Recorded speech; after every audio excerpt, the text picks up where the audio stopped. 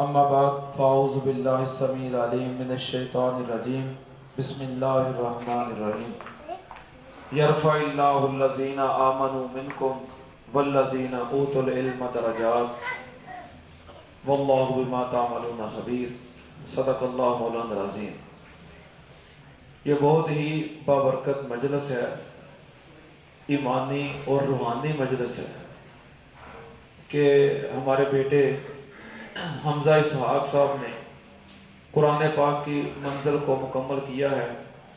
اللہ کریم ہمارے اس بیٹے کو اپنے والدین کا حقیقی معنوں میں صدقہ جاریہ بنائے، اور بڑے مبارکباد کے مستحق ہیں ہمارے اس بچے کے والدین، عزیز و اقارب اور بالخصوص اساتذہ کرام۔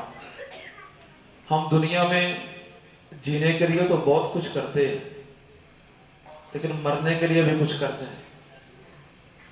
یہ دنیا کی زندگی عارضی ہے، پتہ نہیں 10 سال ہے، 20 سال ہے، 50 سال ہے، 70 سال ہے، زیادہ سے زیادہ 100 سال ہے۔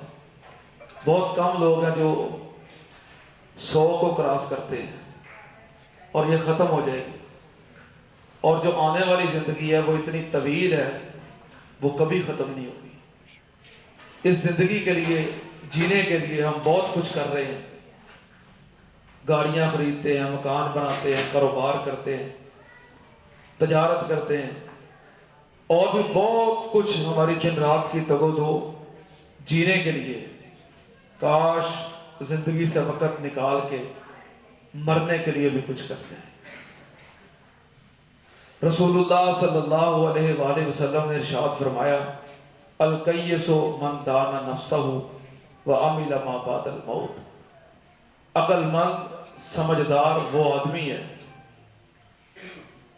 جو خود کو سمجھتا ہے اور وہ کام کرتا ہے جو مرنے کے بعد اسے کام آئے گا۔ آپ نے کاروبار کیا، تجارت کی ہے، مال و دولت جمع کیا ہے، بہت بڑی بلڈنگیں، پلازے، کوٹھیاں، گاڑیاں، عیش و عشرت کا سارا سامان مہیا کیا۔ ابھی ملک الموت آئے گا، آپ کی روح قبض کرے گا، یہ ساری چیزیں آپ کے کسی کام نہیں ہیں۔ محنت تو آپ نے بہت کی ہے، اس میں کوئی شک نہیں کہ آپ نے محنت نہیں کی، لیکن کچھ بھی آپ کے کام نہیں آنے والا۔ قبر میں آپ کے ساتھ کچھ بھی نہیں جانے والا۔ جو قبر میں آپ کے کام آئے گے وہ آپ کے نیک اعمال ہیں اور آپ کا صدقہ جاریہ ہے۔ رسول اللہ صلی اللہ علیہ وآلہ وسلم نے ارشاد فرمایا کہ جب انسان کی آنکھیں بند ہوتی ہیں تو اس کے نامہ اعمال کا سلسلہ بھی بند ہو جاتا ہے۔ صرف 3 راستے ہیں جہاں سے مرنے والے کو اجر و ثواب پہنچتا رہتا ہے۔ ان میں سے ایک صدقہ جاریہ۔ آپ نے پیسہ کما کے اپنی کوٹھی پہ لگایا، وہ صدقہ جاریہ نہیں ہے۔ گاڑی پہ لگایا، وہ صدقہ جاریہ نہیں ہے۔ کپڑے خریدے ہیں، عیش و عشرت کا سامان خریدا، یہ صدقہ جاریہ نہیں ہے۔ مسجد میں لگایا، مدرسہ میں لگایا، لوگوں کی خدمت کے لیے لگایا، یہ صدقہ جاریہ ہے، وہ آپ کے کام آئے گا۔ دوسرے نمبر پہ علم جو آپ چھوڑ کے گئے ہیں اور لوگ اس سے استفادہ کرتے ہیں، وہ صدقہ جاریہ ہے۔ تیسرے نمبر پہ آپ کی اولاد، ولد صالح یدعو لہ، آپ کی نیک اولاد، یہ آپ کے لیے صدقہ جاریہ ہے۔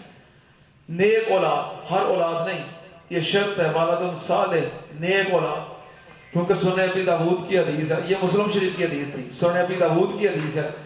رسول اللہ صلی اللہ علیہ وآلہ وسلم نے ارشاد فرمایا کہ جب کوئی انسان نیکی کرتا ہے تو اس کے والدین کو سکون ملتا ہے، قبر میں سکون ملتا ہے، اور اس کے درجات بلند ہوتے ہیں۔ جو مرنے والے ہیں نا وہ ایک جگہ پہ ہوتے ہیں، جو جنتی ہیں وہ ایک جگہ پہ جمع ہیں، اور اللہ نہ کرے اگر کوئی دوسری سائٹ والے ہیں تو وہاں پہ جمع ہیں، تو ان کو سکون ملتا ہے، ان کے درجات بلند ہوتے ہیں۔ رسول اللہ صلی اللہ علیہ وسلم نے ارشاد فرمایا، یہ ایصال ثواب کے معاملے میں بہت عام حدیث ہے۔ آپ نے فرمایا کہ جب کسی انسان کی اولاد نیکی کرتی ہے اس کو سکون ملتا ہے اور اس کے درجات بلند ہوتے ہیں۔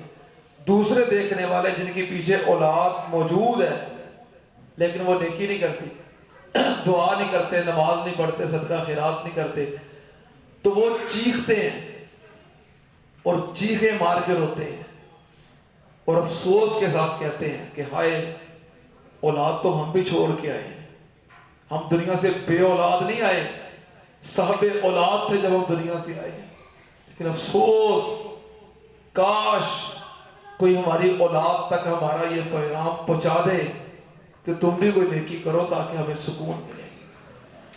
نماز پڑھنا تو فرض ہے، نیکی کرنا، اعمال صالحہ کرنا انتہائی ضروری ہے، لیکن خدا را جن کے والدین دنیا میں نہیں ہیں خصوصیت کے ساتھ، اہتمام کے ساتھ نماز پڑھا کریں، ہر روز قرآن پڑھیں، ہر روز صدقہ خیرات کریں، ہر روز ان کے لیے دعا کریں، نیکی کے کام روٹین کے ساتھ، تسلسل کے ساتھ ہر روز کریں، آپ کے نیک اعمال کا آپ کے والدین کو فائدہ ملتا ہے، قبر میں سکون ملتا ہے، کہ قبر ٹھنڈی ہوتی ہے۔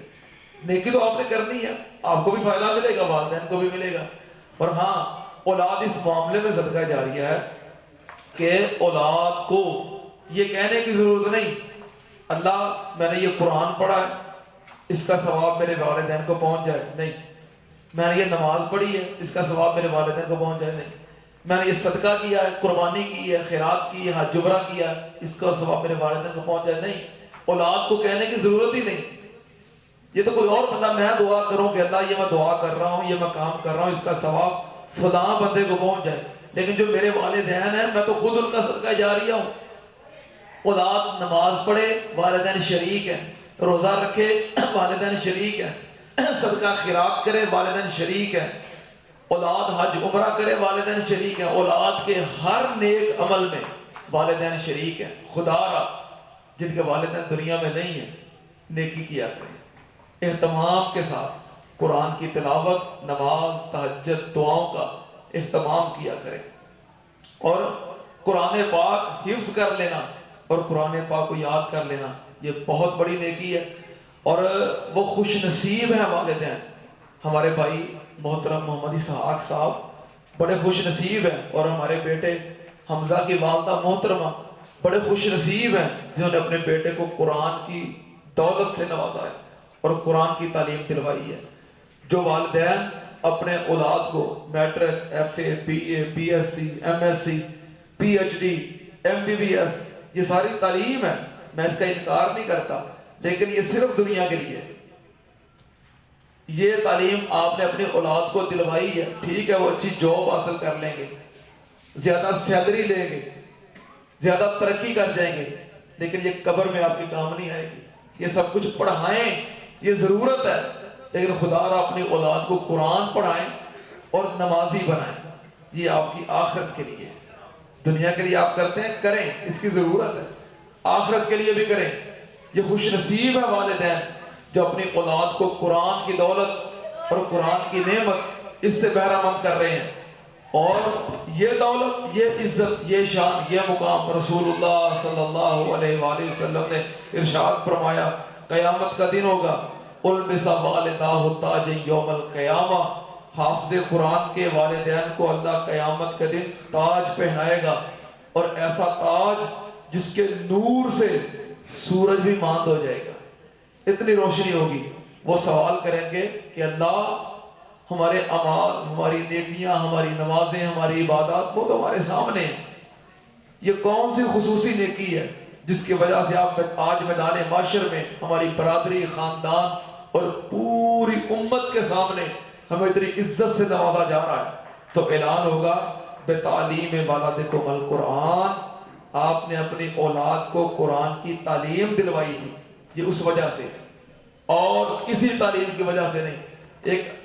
ایک دن ایک آدمی نے بڑی خوبصورت بات لکھی کہ جب بچہ سکول جاتا ہے کتابوں کا بیگ اس نے اٹھایا ہوتا ہے کہاں پہ؟ کمر کے پیچھے، اور جب بچہ مسجد میں یا جامعہ میں قرآن پاک پڑھنے کے لیے جاتا ہے قرآن پکڑ کے لگایا ہوتا ہے کہاں؟ سینے کے آگے۔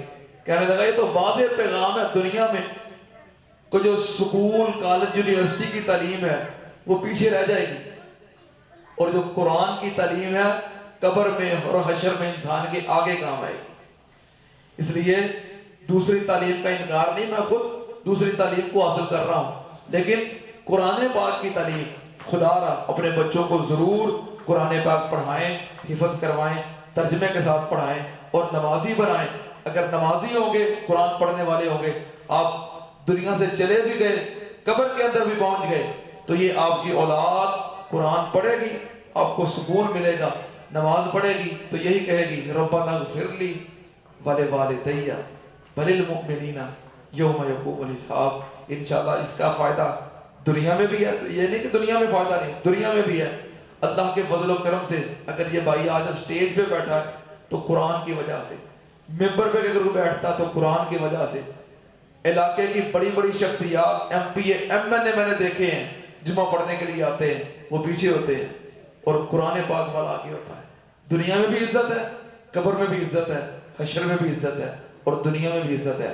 اللہ کریم ہم سب کو قرآن کریم پڑھنے والا بنائے، قرآن کریم سمجھنے والا بنائے، قرآن کریم کے اوپر عمل کرنے والا بنائے اور اپنی اولادوں کو قرآن پاک کی تعلیم دلوانے والا بنائے۔ اللہ ہماری اولادوں کو قرآن پاک کا حافظ بنائے، عالم بنائے، باعمل بنائے، ہمارے لیے، ہمارے والدین کے لیے صدقہ جاریہ بنائے، اور اللہ ہمارے اس بیٹے حافظ محمد حمزہ صاحب کو حافظ، عالم، باعمل بنائے اور والدین کے لیے ذریعہ نجات اور آنکھوں کی ٹھنڈک بنائے۔ وآخر دعوانا ان الحمد للہ رب العالمین۔